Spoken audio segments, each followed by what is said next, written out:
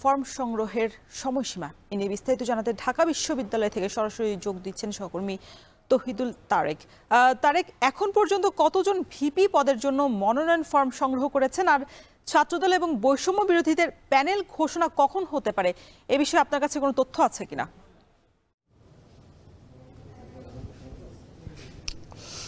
রোশন, এখন যে প্রশ্নটি আপনি প্রথমে করেছেন সে বিষয়ে এখন পর্যন্ত ঢাকা বিশ্ববিদ্যালয়ের যে সিনেট কর্তৃপক্ষ বা কিংবা আমি যদি বলি যে ডাকসু নির্বাচনের যে কর্তৃপক্ষ রয়েছে তারা স্পষ্টত কিছু বলেনি। তবে আজকে তারা যে হিসাবটি দিয়েছে আমাদেরকে সেই হিসেবে আজকে যেহেতু সর্বশেষ তারিখ ছিল মনোনয়নপত্র সংগ্রহের, সেই হিসেবে 658টি মনোনয়নপত্র কিন্তু সংগ্রহ করা হয়েছে এবং আজকেই শুধু সংগ্রহ করেছে 93টি।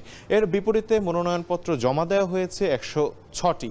তবে যে বিষয়টি আপনি জিজ্ঞেস করছিলেন যে ছাত্রদলের কোনো প্যানেলের ব্যাপারে কোনো সিদ্ধান্ত এসেছে কিনা, এই ক্ষেত্রে আসলে একটি উত্তরটি আমাকে নেতিবাচক দিতে হচ্ছে, কারণ এ পর্যন্ত কোনো ধরনের এমন কোনো ঘোষণা আমরা শুনতে পাইনি। তবে যে বিষয়টি উল্লেখ করতে চাই যে আজকে শেষ বেলাতে বিকেলবেলা ঢাকা বিশ্ববিদ্যালয়ের 3টি হলের ছাত্রদলের সেক্রেটারিরা কিন্তু এসেছিলেন মনোনয়নপত্র সংগ্রহ করতে।